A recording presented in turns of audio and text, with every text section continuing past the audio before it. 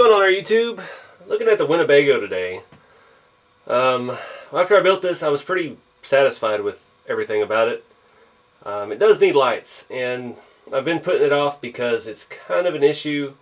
These old, this is an old vintage pressed steel toy, and all of the lights on it are plastic, and they snap into place. Let me show you what I mean. Alright, so I've got a bunch of vintage Tonka headlights here. Some that are decent, some that are pretty nasty. But they have usually 3 prongs on the back. If you can even see that. If you haven't checked out my other channel, it's called Chop Toys. There'll be a link here at the end of the video.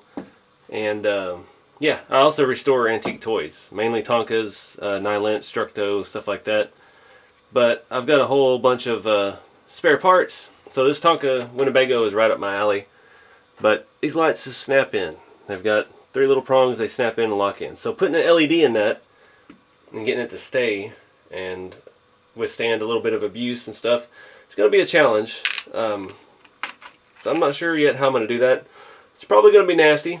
It's probably going to be tape and hot glue. I don't know yet, but we're going to figure it out here. So what I've got here is RC 4-wheel drive LED basic lighting system for the Mojave body. Part number Z-E0016. And these are just your basic set. It's set up for the Mojave body. It's got all the marker lights and everything. It has a few too many lights for this, and we're going to have to be creative. I think I'm going to stick some up in the interior and try to, you know, just light up the inside, because this does have a full interior. It's got some really bad carpet that I did, and it's got a full interior, full kitchen, dinette, the whole 9 yards, bathtub, shower, all that. But it needs lights. So if you've seen this before, you've seen the other videos. If not, check them out. But I have it made a trailer hitch back here, and I pull a scale trailer around with rat rods or, you know, crawler or whatever I've got on it at the time. And I took it out to Lone Star RC Hobbies in Dallas last weekend and drove it around a little bit, but it was dark, even a well-lit parking lot. I needed the lights, and I just figured I'd open this set up and take a look. And I'll shove these LEDs behind the Tonka lights, and it looks pretty cool. So I'm going to try to do that real quick. This set has 2 large LEDs in the front, 2 small LED or white LEDs in the front, and then 2 small amber LEDs in the front. And we do have blinkers in the front of this thing. I can kind of shove that in there. I'm going to go ahead and I think I'm going to use the small ones because I think they will press into the Tonka light. Maybe. I did replace the lights on this with some reproductions. So you can see a little bit how it looks. That looks pretty spot on. And the back looks just as good.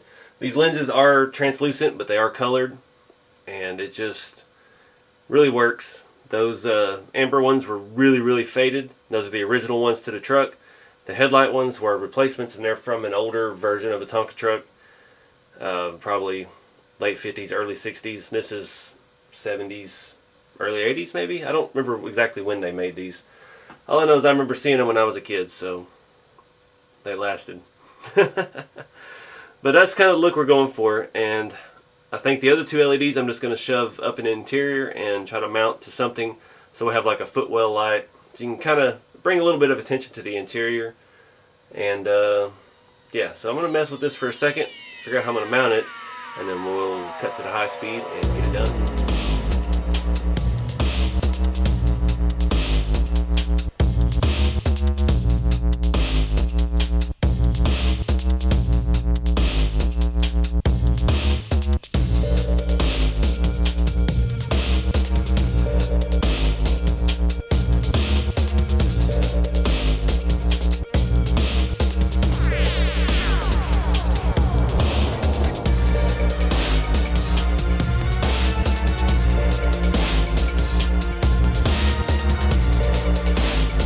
Alright guys, so it's pretty hot and nasty. I just use hot glue.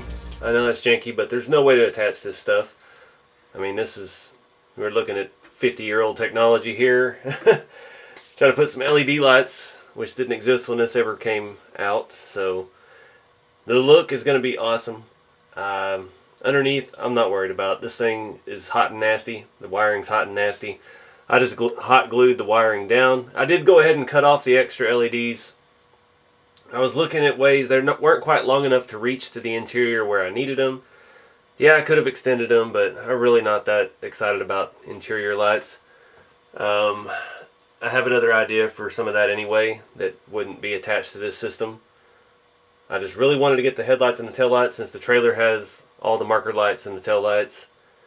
And yeah, so you can see it's all right. I hot glued it to the back, hot glued the wiring down in a couple spots. We've got a connector underneath the motor mount here where we can disconnect the lights without having to take the radio box open it up and do all that.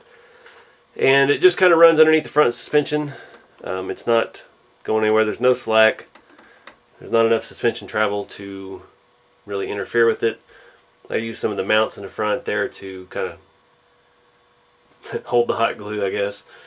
It's pretty nasty. I ain't gonna lie. This is pretty janky, but it's a 70s Winnebago.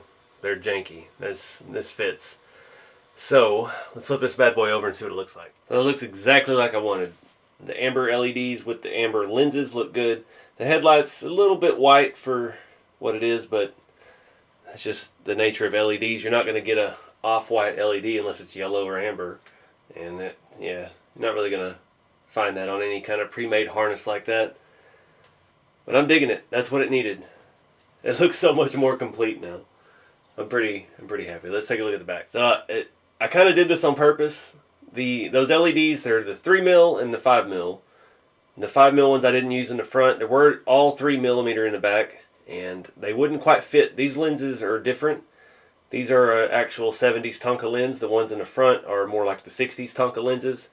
And the way it snaps in is a different size. These wouldn't stay put. The front ones I could push in to the actual lens, and it would kind of stay, at least long enough for me to hot glue it. The back ones wouldn't, and they came out crooked. And you can see the left one is much brighter than the right one. And I thought that was kind of fitting. You know, it's like you on the side of the road, you needed to change the tail light, had the wrong bulb, made it work. Kind of janky Winnebago style. But I'm digging it. I'm getting a little bit of glow from the front wheel well up in there. I'm not sure if you can see that on camera. I may have to come back and rattle can the hot glue, try to block the light, force it all out through the lens.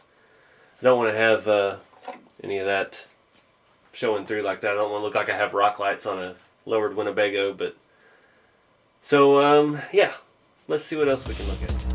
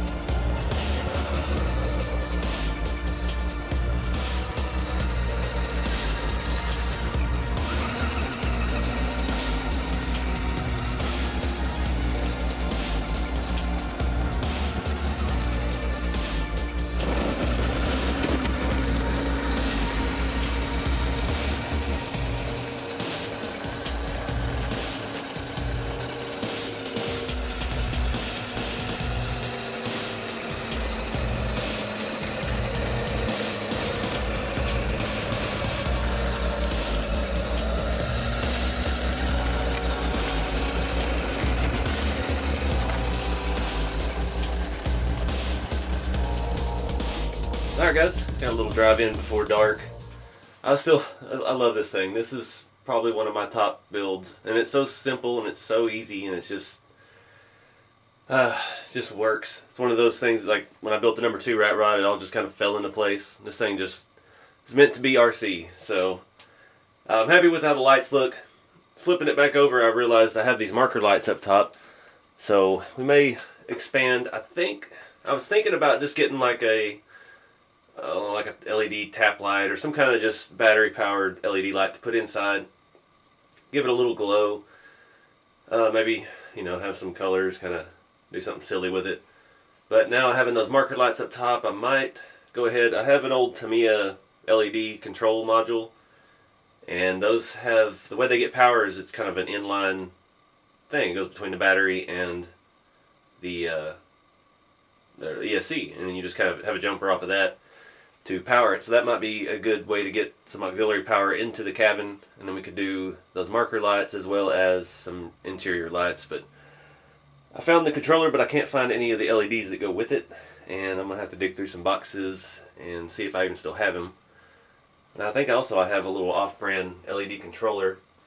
Now the LEDs I cut off of this Trailfinder 2 harness here, they wouldn't have worked anyway because they just wouldn't have reached. I could have extended them, but like I said, I'm not that good at wiring and soldering and sort of twisting it together and electrical taping it. It probably wasn't the best way to go. And last time I tried to do that, they didn't even work afterwards. So I don't know. I still want to do some more details, more different things to the interior. I'm not happy with my green carpet that we put in.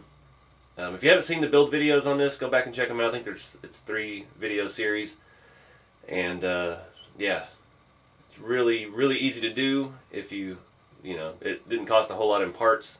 Some leaf springs, some semi-truck parts, a little bit of modification, recycled Trailfinder 2 bits here and there, and boom. So I appreciate y'all watching. I'm going to wrap this one up. Be sure to like, subscribe, and share, and keep it scale. I will see y'all in the next video.